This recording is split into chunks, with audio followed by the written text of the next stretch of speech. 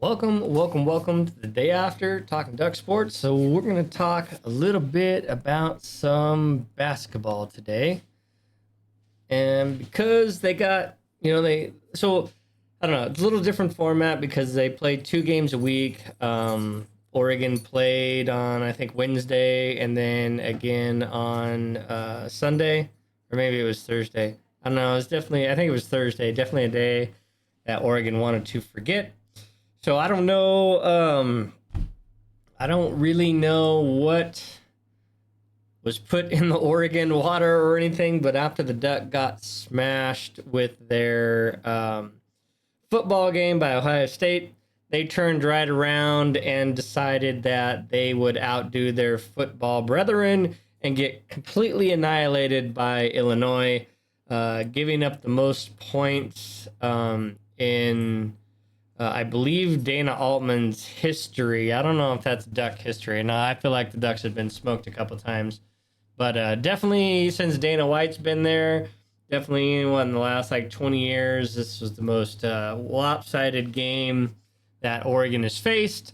Illinois just basically beat the pants off Oregon. Oregon did not show up. That was a number nine versus doing here. There we go. That was a number 9 versus 22, but Illinois, I think they're better than being 22nd ranked. And when they put it together, they're going to be a really tough team. They shoot a ton of threes, and they're kind of going to be a team that lives and dies by the threes. However, once Oregon Oregon wasn't really playing in this game. They showed up in person, but they didn't show up to play. They weren't fighting through screens. They weren't hustling. They weren't rebounding. They pretty much were just not playing Dana Altman basketball. And I imagine that Dana Altman was super, super pissed, super disappointed in the team. Let's take a look at what happened. So Illinois shot 57% from the field, and they shot 55% from the three-point line. They hit 16 threes, and I think it was something like they were 0 for 7 to start the game, and then basically hit 16 straight. Like they just went off and just couldn't miss. Dana Altman likes to say that once you get in rhythm and you start hitting shots, that basket just gets bigger. Threes are contagious, and they definitely were. Oregon fought back a little bit, and right at the end of the first half, Oregon fought back a little bit to get it down to I think a single digit game, and then Illinois came out in that second half and just poured it on and never looked back. And this game really wasn't competitive on any level. You can take a look at 9 of 11 from the free throw line and 12 of 17. Rebounds 40 to Oregon's 28. That's another number. I'm not sure Oregon's been out rebounded like that before. That's just insane. They just own every single category, and you just can't win a game when you can't win any of these categories. Dana Altman's really big on rebounds, and so. Oregon, the day after the football team got smoked, the basketball team comes out and outdoes the football team and got smoked themselves.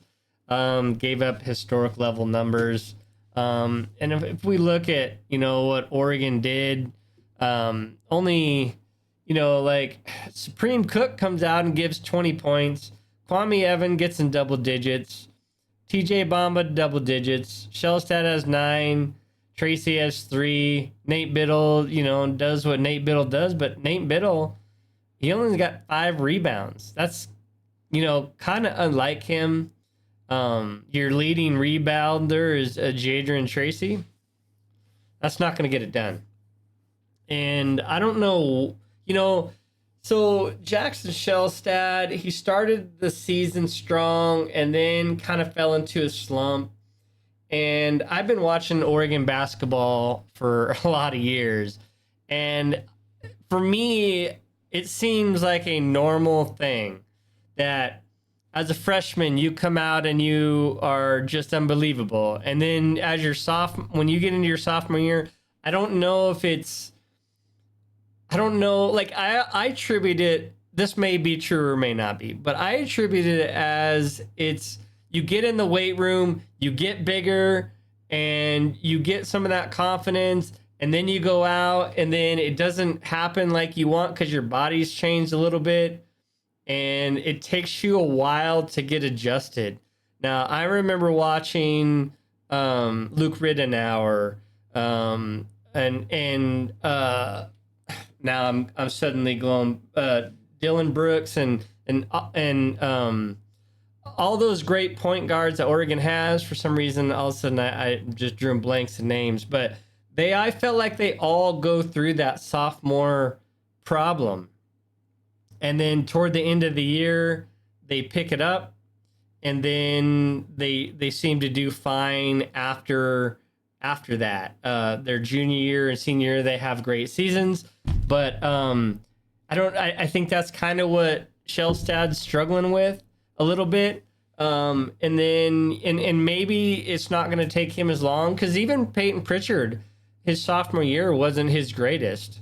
So with that, we'll just kind of have to see what happens. So they just got smoked, and then we'll just move on from that because they just didn't play with the intensity level that Dana wanted, didn't rebound like Dana wanted, really didn't do much of anything that Dana wanted. So go to the Maryland game. And again, this game was close the entire time, except for when Maryland early in the game went on a run. I think they had a 13-point lead. The crowd got into a little bit. Oregon fights back. I still believe Oregon was down at the half. Yep, down at the half by 3. They fought back to make that a single-digit run. And then Oregon takes the lead. And then Maryland gets the lead back. And then Oregon with, I don't know, I felt like there was down to like 4 minutes all of a sudden. Oregon turned on the intensity. The crowd really came back into that game, and I think really helped that team out. But this was a game that Jackson Shellstad played just unbelievably well. Like, he was just he looked like when he was a freshman, hit shots where when Oregon needed a shot, he would just pull up and make it. So let's look. So this is more a normal Oregon game, right? You hold the team to 47%. That's still a little high for an Oregon defense, but you hold Maryland to 47%. You shoot 51% from the field. The three-point range, 9 to 21, 42%. Oregon has super struggled with three-point defense. I think when I was listening to Dana, he said that they just don't fight through screens enough. And that's something that Oregon is really going to have to pay attention to, is that three-point defense. Their full court and their half-court defense is pretty good on the interior, but that three-point, that long-range distance has been really hurting them. And it seems like their long-range rebounding, when teams shoot threes, I feel like Oregon struggles in the rebounding department. So, free throws, Maryland shoots 73%. Oregon shoots a very good 86%, 13 of 15, 14 of 19. Rebounds, Oregon wins the rebounding battle by 1. But again, Maryland was shooting threes and getting those offensive long rebounds. No matter where the shot's from, you got to put a body on somebody and try to get in there. Oregon ends up with 6. Oregon has 15 assists. They get 5 steals. And Maryland had more steals. I thought Oregon was a little sloppy, especially early. They cleaned it up later. Oregon got their shot blocked 5 times and blocked 3.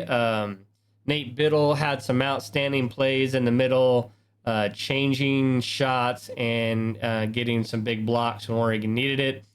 Oregon wins the turnover battle. And yeah, but the tail of the tape for me is when you look and you see Jackson Shellstad with 23 points and 0 turnovers. That's the Jackson Shellstad that Oregon has to have to really to be the team that they need to be. Jackson, he doesn't have to score 23 every night, but having that low turnover and having the ability to hit shots when he needs to is going to be big. Kwame Evans has a great game, 10.7 rebounds. And Keyshawn, of course, Keyshawn is just, he's been kind of Oregon's savior this year with Jackson Shellstad struggling a little bit. But overall, much better effort in the second half of this game that Oregon really needed to close this game out and win. Something that's going to have to happen is TJ Bamba and Brandon Angel are going to have to step up. Those two are very much needed for Oregon to go any length in the postseason. And we need those two guys to get on track. It's great to see Jackson Shellstad get on track here. Hopefully that follows them in to the next set of games. Jadrian Tracy and Keyshawn have kind of been rocks for Oregon, and Kwame Evans has also been there doing really good.